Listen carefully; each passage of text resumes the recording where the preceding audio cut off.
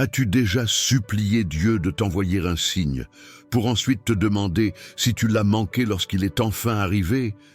Et si je te disais que le simple fait d'avoir cliqué sur cette vidéo, c'était ton signe, une impulsion, douce mais puissante venue du ciel, envoyée directement à ton cœur, destinée à interrompre ta routine, ton doute, ta confusion, et te murmurer « Je parle encore ». Est-ce que tu écoutes encore?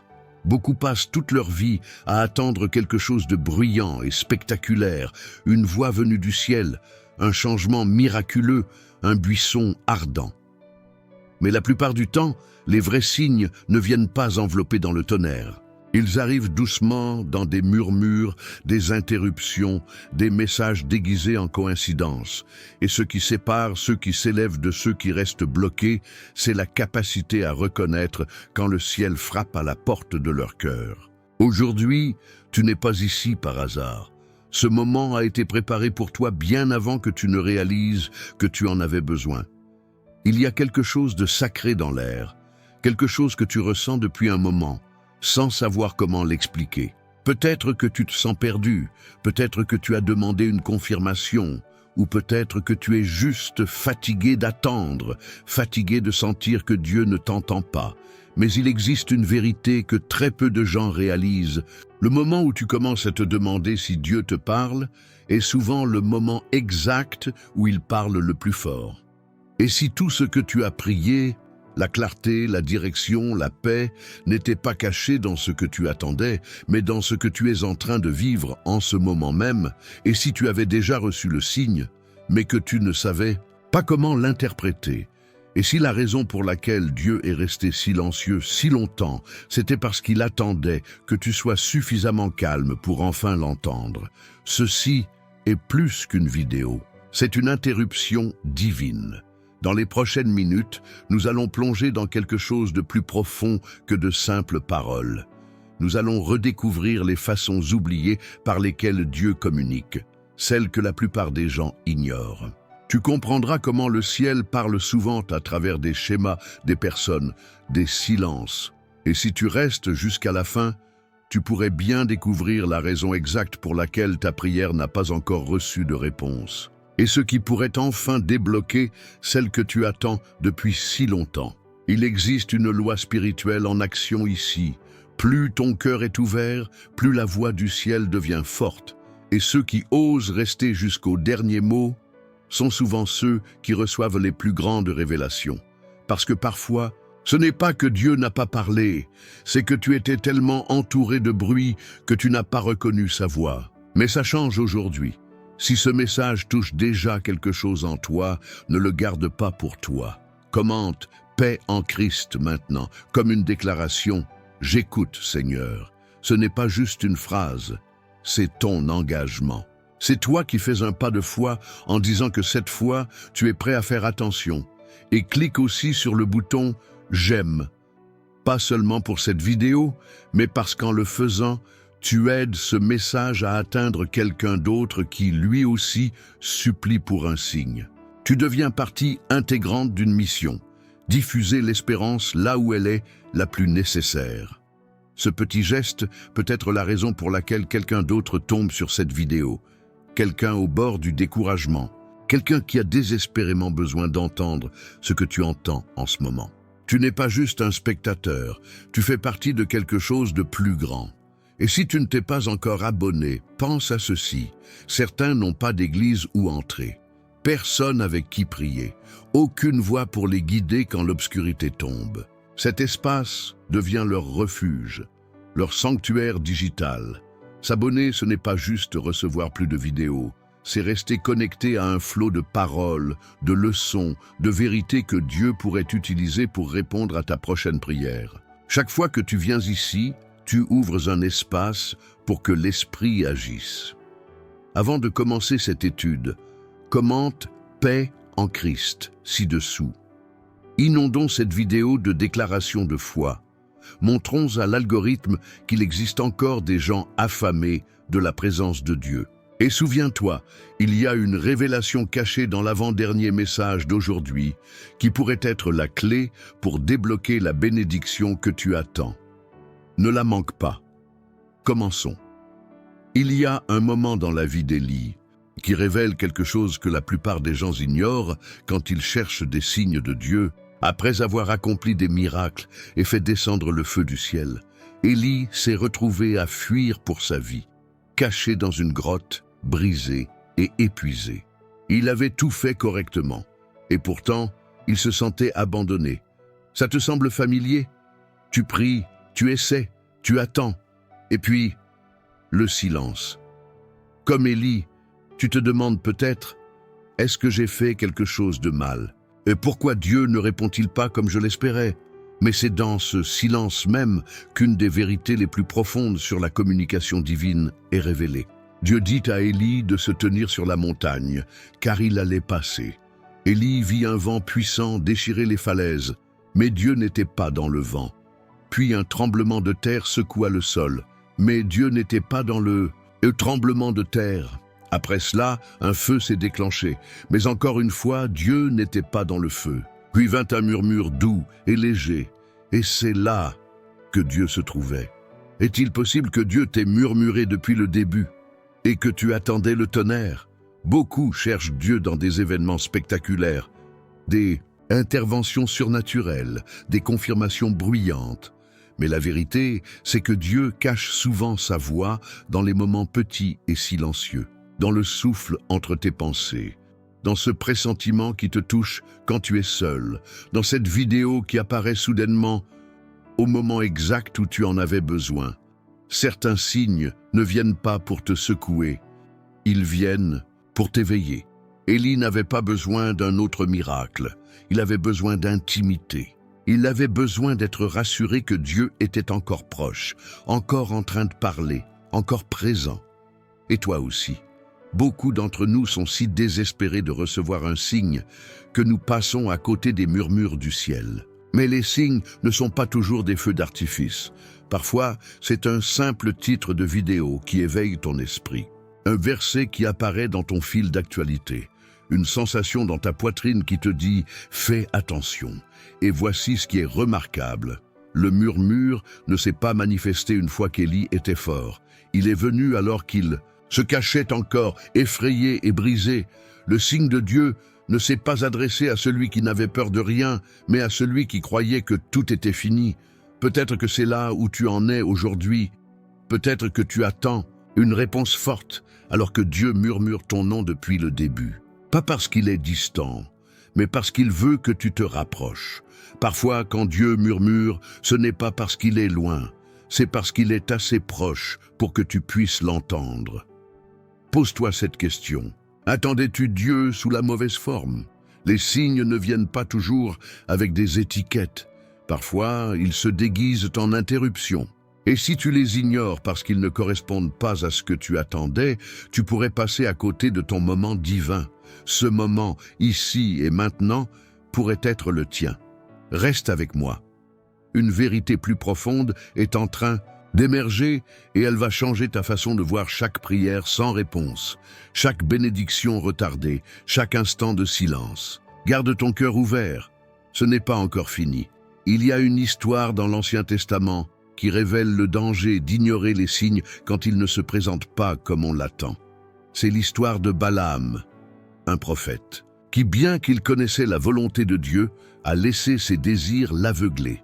Et la façon dont Dieu a choisi d'intervenir, ce n'était ni par une voix tonitruante venue du ciel, ni par un ange brandissant une épée enflammée. C'était à travers un âne. Balaam était en chemin pour faire quelque chose que Dieu lui avait pourtant déconseillé. Il savait mieux, mais il avançait quand même. Alors Dieu plaça un ange sur son chemin pour l'arrêter. Balaam ne pouvait pas voir l'ange, mais son âne, lui, le voyait. 3 fois, l'âne s'arrêta, fit un détour ou se coucha pour éviter ce que Balaam ne voyait pas. Et chaque fois, Balaam frappa l'animal, frustré, croyant qu'il était simplement retardé sans raison, jusqu'à ce que, soudainement, Dieu ouvre la bouche de l'âne. Et l'animal parla. Imagine l'absurdité de la scène. Balaam était si focalisé sur son objectif qu'il discuta avec l'âne sans même réaliser ce qui se passait. Mais voici ce qui devrait te faire réfléchir. Le signe ne résidait pas seulement dans le miracle de l'âne qui parlait, mais dans la résistance que Balaam rencontrait encore et encore. Parfois, quand les choses ne se déroulent pas comme prévu, ce n'est pas l'ennemi qui te bloque, c'est peut-être Dieu qui essaie de te sauver. Tu as prié pour des portes ouvertes, pour le succès, pour une percée. Mais si le retard n'était pas un refus, et si les obstacles étaient des barrages divins, la manière qu'a le ciel de t'empêcher d'entrer dans quelque chose qui semble bon, mais qui n'est pas de Dieu, et si tu avais déjà reçu des signes, petits, étranges, mais que parce qu'ils ne ressemblaient pas à ce que tu espérais, tu les avais ignorés comme de simples coïncidences? Si un âne a parlé à Balaam, Dieu ne pourrait-il pas utiliser une vidéo comme celle-ci pour te parler? Ne pourrait-il pas se servir de cette pensée insistante que tu ignores depuis des jours, de ce rêve que tu as eu, de ce chiffre ou ce verset qui revient sans cesse partout où tu vas? Le problème n'est pas que Dieu ne parle pas, c'est que trop souvent nous écoutons seulement ce que nous voulons entendre. C'est ainsi que les signes passent inaperçus. Nous interprétons le retard comme un échec, la résistance comme une attaque, le silence comme une absence. Mais si tu changeais de perspective et que tu te demandais « De quoi Dieu essaie-t-il de me protéger? Que cherche-t-il à me montrer que je refuse encore de voir ?» Tu as demandé un signe, mais attendais-tu vraiment qu'il arrive joliment? Emballé dans ta zone de confort, parce que la plupart du temps, les signes divins viennent t'envelopper dans l'inconnu, l'inconfort, l'inattendu. Dieu n'a pas fait parler l'âne pour divertir Balaam. Il l'a fait pour le réveiller, avant qu'il ne soit trop tard. Et si tu entends ceci maintenant, ce n'est peut-être pas une simple coïncidence. Peut-être que quelque chose dans ta vie, une relation, une décision, une direction, a besoin que tu t'arrêtes, que tu écoutes et que tu te demandes, cette résistance est-elle vraiment due au hasard? Ou bien Dieu murmure-t-il, regarde encore. J'essaie de te sauver de quelque chose que tu ne vois pas encore. N'ignore pas les retards, ne combats pas les portes fermées et ne méprise pas les détours étranges. Parfois, les signes les plus divins sont ceux qui te font t'arrêter et dire « ça n'a aucun sens ». Mais je ne peux m'empêcher de sentir que Dieu est là-dedans. Reste attentif, nous ne faisons que commencer à découvrir ce qu'il essaie de te montrer. As-tu déjà eu l'impression que ton monde s'effondrait pour ensuite te retourner et réaliser que c'était Dieu qui réorganisait tout pour te protéger? Parfois, les signes les plus clairs viennent des disruptions les plus profondes. Parlons de Joseph, pas celui marié à Marie, mais celui qui rêvait, le fils favori de Jacob. Joseph avait des rêves directement venus de Dieu, des rêves puissants, vifs, prophétiques, qui le montraient s'élevant au-dessus de ses frères, devenant un leader, quelqu'un choisi pour quelque chose d'extraordinaire. Mais juste après avoir reçu ses rêves divins, tout a mal tourné. Ses propres frères l'ont jeté dans un puits, vendu comme esclave, et menti à leur père en disant qu'il était mort. Il a fini dans un pays étranger, faussement accusé, emprisonné puis oublié. Maintenant, fais une pause. Si tu étais Joseph, ne remettrais-tu pas tout en question? Ne crierais-tu pas « Dieu, où es-tu » Ne serais-tu pas tenté de croire que ces rêves n'étaient qu'une illusion? Mais voici ce qu'on oublie. Chaque trahison, chaque retard, chaque porte fermée ne travaillait pas contre lui, mais pour le positionner. Joseph croyait être enterré, mais en réalité il était planté. Et voilà où cela te concerne. Combien de fois as-tu pris ta douleur comme une preuve que Dieu ne parlait pas? Combien de fois as-tu confondu le « puis » avec une punition au lieu d'une préparation? Et si le signe que tu as demandé se trouvait justement dans l'épreuve? Les actions les plus stratégiques de Dieu commencent souvent dans le chaos. Réfléchis-y. Joseph devait aller en Égypte. Il devait se retrouver devant Pharaon. Il devait interpréter ses rêves. Et il devait être au bon endroit, au bon moment, non seulement pour sauver l'Égypte de la famine, mais aussi pour sauver les mêmes frères qui l'avaient trahi. Laisse ça pénétrer ton cœur. Les mêmes personnes qui ont essayé de le détruire se sont prosternés devant lui. Les plans de Dieu ne concernent pas seulement l'endroit où tu vas, Il concerne surtout la personne que tu deviens en chemin. Alors quand tout semble sans dessus-dessous, quand les gens t'abandonnent, quand tes projets s'écroulent, quand tu restes dans le noir sans aucune explication, peut-être que c'est justement le moment de regarder de plus près, pas de t'éloigner. Et si Dieu continuait de te guider, mais à travers des morceaux brisés, et si la trahison faisait partie du plan initial, tu as demandé un signe, mais parfois, le signe, c'est le silence. Parfois, c'est la prison. Parfois, c'est regarder tout ce que tu avais construit s'effondrer. Non pas pour te détruire, mais pour bâtir quelque chose de bien plus grand, plus profond, plus solide. Tu n'as pas besoin de comprendre comment tout cela fera sens. Tu dois simplement rester fidèle, même quand rien ne fait sens, car l'histoire de Joseph ne s'est pas terminée dans le puits, et la tienne non plus. Mais tu dois arrêter de voir les retards comme des refus. Tu dois cesser de croire que lorsque quelqu'un te blesse, c'est l'ennemi qui gagne. Dieu utilise tout. Même ce que l'ennemi voulait utiliser pour le mal, Dieu peut le tordre, le rediriger et l'utiliser pour le bien. Alors, avant d'abandonner, avant de faire demi-tour, avant de te convaincre que ta douleur n'a pas de but, souviens-toi de ceci. Ton histoire n'est pas terminée. Et le message de Dieu non plus. Il parle encore, à travers les détours, à travers le rejet, à travers les interruptions divines. Écoute, car la percée commence lorsque tu arrêtes de maudire le puits et que tu commences à te préparer pour le palais.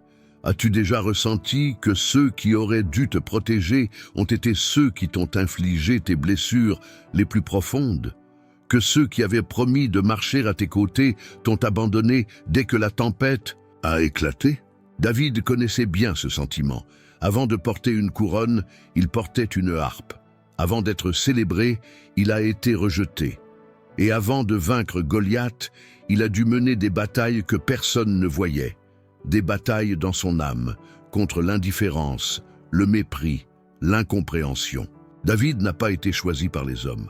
Quand le prophète Samuel est venu pour oindre le prochain roi, Jesse, le propre père de David, ne l'a même pas appelé des champs. Tous les autres fils ont été présentés, mais David est resté avec les brebis, oublié, comme s'il n'avait aucune importance. Mais Dieu l'avait vu, et ça change tout, parce que Dieu n'a pas besoin de l'approbation de ta famille pour t'appeler. Il n'a pas besoin que la foule reconnaisse ta valeur. Quand il pose sa main sur toi, aucun rejet humain ne peut annuler une sélection divine. La vie de David nous enseigne quelque chose de crucial. Le rejet est souvent une redirection. Et si le fait d'être ignoré faisait partie du processus pour protéger ton cœur de l'orgueil? Et si ton retard était divin, non pas parce que Dieu t'a oublié, mais parce qu'il est en train de te former? Voici peut-être ce que tu as manqué. La force de David ne résidait pas dans son épée.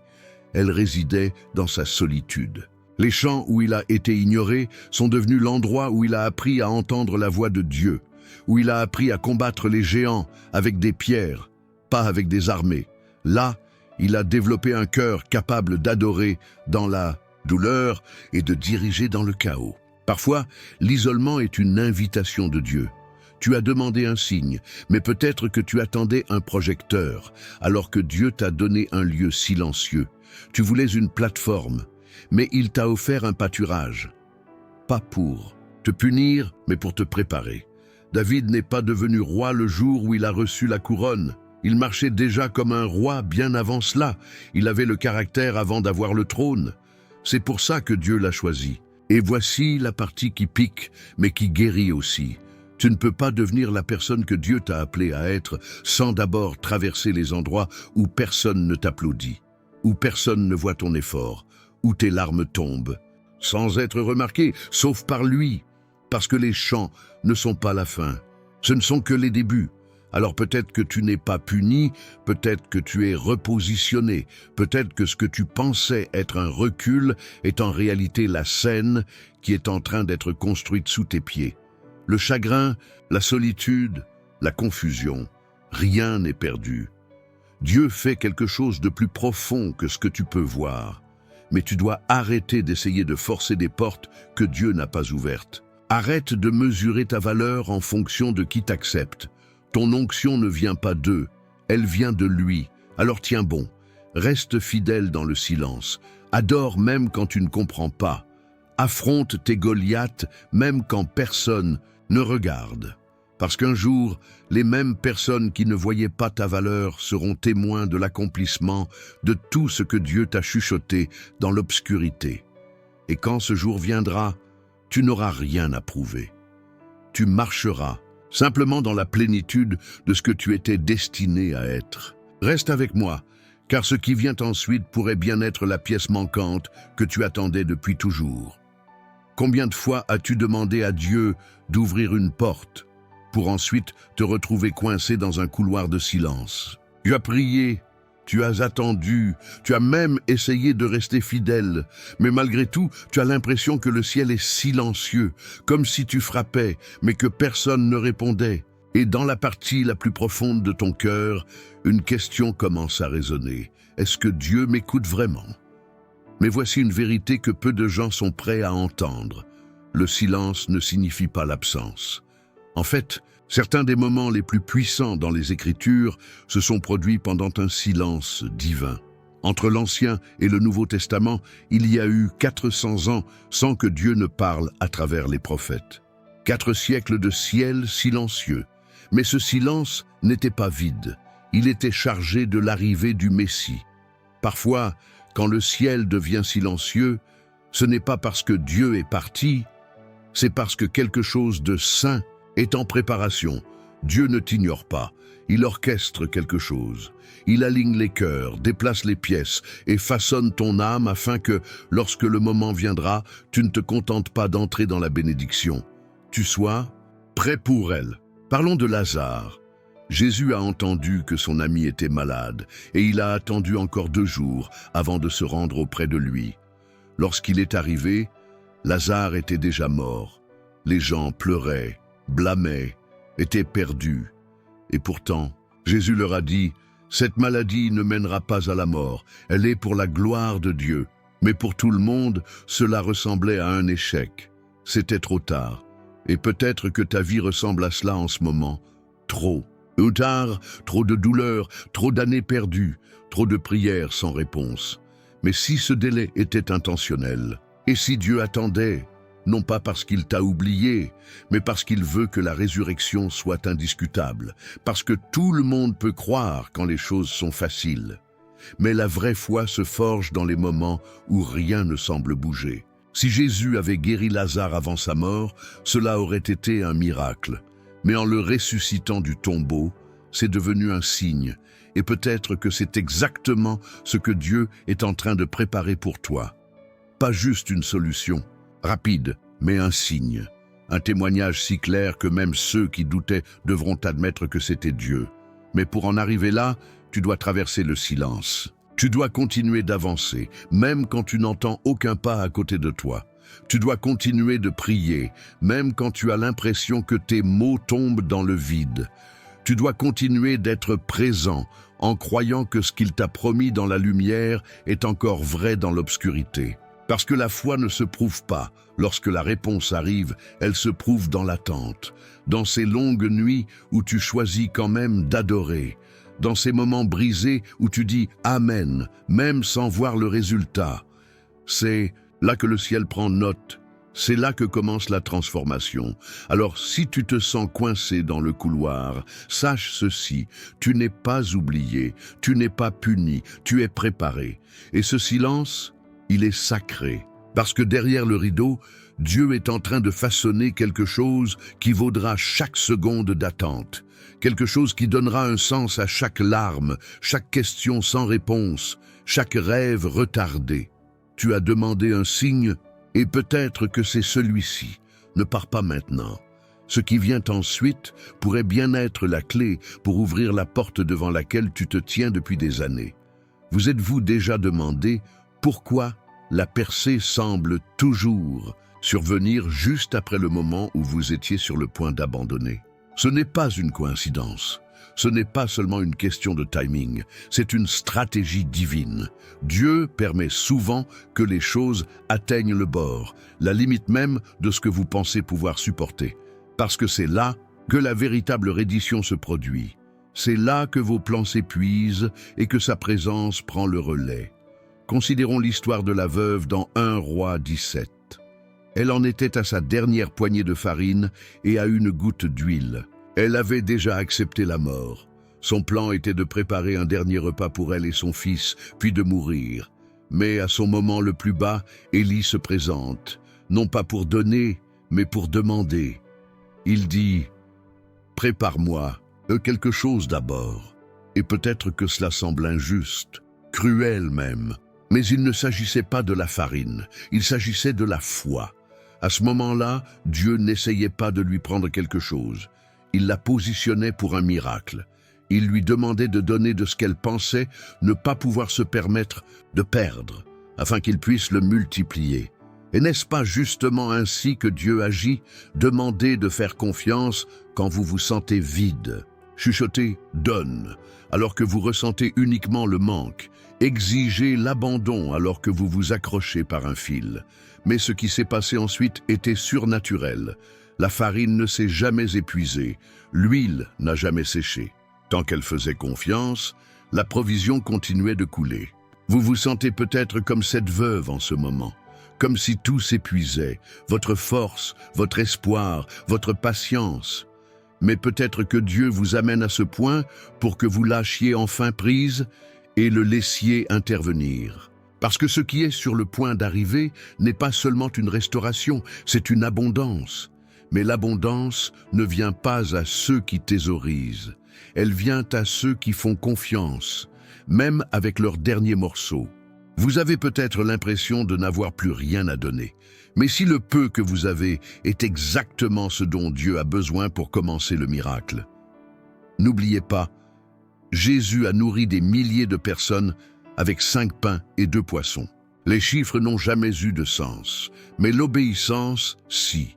Ce n'est pas une question de combien vous avez, c'est à qui vous le confiez. Et parfois, l'acte de lâcher prise est ce qui active le ciel. Et si aujourd'hui, au lieu de vous accrocher à la peur, vous donniez à Dieu votre dernier mot de foi? Et si, au lieu de protéger la petite quantité d'huile qu'il vous reste, vous la versiez et lui faisiez confiance pour la remplir à nouveau? Parce que tant que vous serrez le poing, rien de nouveau ne peut y entrer. Mais au moment où vous ouvrez la main, même ce qui est brisé peut être béni. Ce n'est pas le moment de battre en retraite, c'est le moment de croire en plus grand. Vous ne voyez peut-être pas encore le tableau complet, mais cela ne signifie pas que l'histoire n'avance pas. Dieu n'en a pas fini avec vous. En fait, il est en train de préparer la scène. Et si vous respirez encore, c'est la preuve que le but est toujours vivant. Alors ne quittez pas cette vidéo en pensant que c'est juste un autre message. Si les mots brûlent dans votre cœur, c'est parce que quelque chose de divin est en train de s'agiter en vous. Vous demandiez un signe, et ceci pourrait être votre invitation à faire à nouveau confiance, même avec votre dernière poignée d'espoir. Il y a de l'huile dans votre jarre, même si elle semble vide. Laissez Dieu vous montrer ce qu'il peut en faire. Il y a une raison pour laquelle votre cœur a été agité, une raison pour laquelle le silence semble si fort, une raison pour laquelle certaines situations continuent de se répéter, peu importe combien vous priez pour qu'elles se terminent. Parce que lorsque Dieu essaie d'attirer votre attention, il ne criera pas, il chuchotera, mais il rendra le silence impossible à ignorer. Prenons l'histoire de Samuel, un jeune garçon servant dans le temple sous la direction d'Élie. Une nuit, il entend une voix appeler son nom. Confus, il court vers Élie, pensant que c'est le prêtre qui l'appelle, mais Élie ne l'avait pas appelé. Cela se produit 3 fois. Samuel entend la voix, mais ne reconnaît pas la source. Jusqu'à ce qu'enfin Élie réalise « c'est le Seigneur qui te parle ». La voix n'est pas devenue plus forte. Samuel a simplement appris à écouter. Maintenant, réfléchissez à ceci. Combien de fois Dieu a-t-il chuchoté votre nom dans le calme de votre anxiété? Combien de fois a-t-il agité votre esprit dans des moments de solitude pour que vous couriez vers tout le reste? Distraction, personne, zone de confort. pensant que c'était là que se trouvait la réponse. Mais la voix n'était pas dans le bruit, elle était dans le calme. Dieu essaie de te libérer de routines trop petites pour ton appel. Il tente de te faire sortir de cercles qui étouffent ta foi. Il essaie de te révéler quelque chose, mais tu cherches encore la réponse à l'ancienne manière. Ce moment, maintenant même, pourrait être ton moment Samuel. Un tournant. Pas parce que quelque chose de spectaculaire se produit à l'extérieur, mais parce que quelque chose change à l'intérieur. Une prise de conscience, un abandon, un murmure. Oui, Seigneur, parle, ton serviteur écoute. Et quand tu reconnais enfin que c'est lui, tout change. La Bible dit qu'à partir de ce moment-là, le Seigneur était avec Samuel lorsqu'il grandissait, et il ne laissa tomber aucune de ses paroles à terre. Voilà ce qui se passe quand tu commences à écouter sa voix. Tu arrêtes de gaspiller des mots. Tu cesses de courir après des ombres. Tu commences à marcher en alignement avec quelque chose de plus grand que toi. Alors, si tu entends quelque chose au fond de toi, mais que tu n'as jamais su comment l'expliquer, ceci est ta confirmation. Dieu appelle ton nom. Et la prochaine fois que tu ressens ce frémissement intérieur, ne cours pas vers ce que tu connais déjà. Tourne ton cœur vers le ciel et dis « Parle, Seigneur, je suis prêt maintenant ». Parce qu'une fois que tu reconnais sa voix, tu ne la confonds plus jamais. Et à partir de ce moment-là, plus rien dans ta vie ne sera ordinaire. T'es-tu déjà demandé pourquoi certaines portes restent fermées, peu importe à quel point tu essaies de les forcer? Ou pourquoi, parfois, plus tu pries pour des réponses, plus le ciel semble silencieux? Peut-être est-ce parce que tu cherches un chemin alors que Dieu est en train de te préparer à devenir le chemin. Regardons l'histoire de Gédéon, un homme qui se cachait par peur, battant du blé dans un pressoir à vin, un acte de survie, pas de force. Et puis Dieu apparaît avec un message qui semble presque absurde. « Le Seigneur est avec toi, vaillant héros. » Vaillant héros? Gédéon était plein de doutes, de peur, d'insécurité et de plaintes. Il remettait tout en question, même la présence de Dieu. Est-ce que cela te semble familier? Combien de fois as-tu pensé que Dieu s'était trompé de personne? Que tu étais trop brisé, trop confus, trop ordinaire pour accomplir quoi que ce soit de significatif pour son royaume. Mais c'est justement pour cela qu'il t'a choisi. Parce que l'appel ne se base pas sur ce que tu penses être. Il se base sur ce qu'il sait que tu es. Quand Dieu parle d'identité sur ta vie, cela précède toujours ta propre croyance. Cela arrive avant que tu te sentes digne, avant que tu sois prêt. C'est pourquoi cela semble inconfortable, parce que ça t'appelle à grandir vers quelque chose de plus grand. Dieu a appelé Gédéon un guerrier bien avant qu'il ne lève une épée. Il l'a appelé choisi avant qu'il ne mène une armée. Et il t'appelle maintenant avant même que l'image complète ne soit claire. Et si la raison pour laquelle tu te sens submergé n'était pas parce que tu es faible, mais parce que tu sous-estimes à quel point ton appel est puissant, et peut-être que le silence que tu vis n'est pas une punition, c'est une préparation.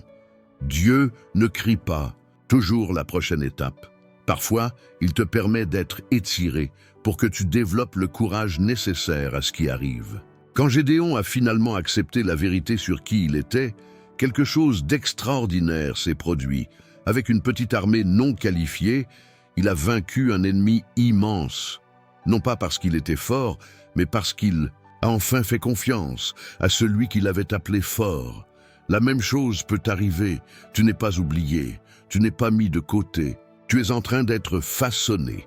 Chaque attente, chaque refus, chaque saison cachée t'a formé pour quelque chose de sacré. Pour une victoire qui défie la logique humaine, mais qui s'aligne parfaitement avec le timing de Dieu.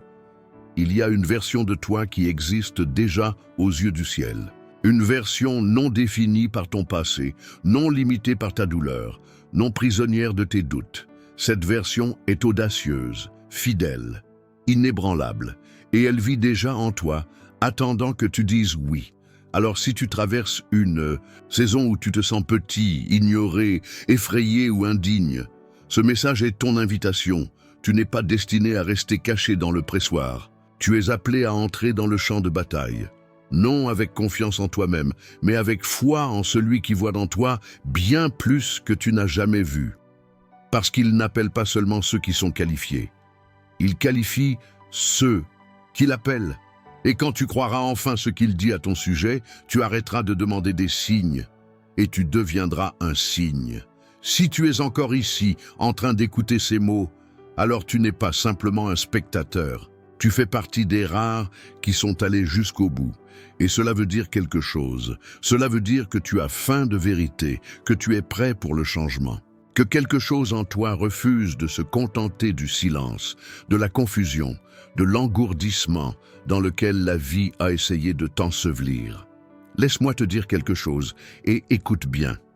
Très peu de gens vont jusqu'au bout de ce qu'ils commencent. Encore moins endurent les moments d'étirement spirituel et de silence divin. Mais toi, tu l'as fait. Et pour cela, je veux t'honorer. Commente maintenant. Je suis le signe que j'attendais. Je veux voir les noms de ceux qui sont arrivés jusqu'à la fin. Tout le monde n'arrive pas jusqu'ici. Tout le monde ne choisit pas d'être marqué par la parole plutôt que distrait par le monde. Et si tu es arrivé jusque-là, c'est parce que Dieu est en train de te marquer. Tu viens de traverser un chemin sacré dans cette vidéo. Pas seulement un voyage d'information, mais de transformation.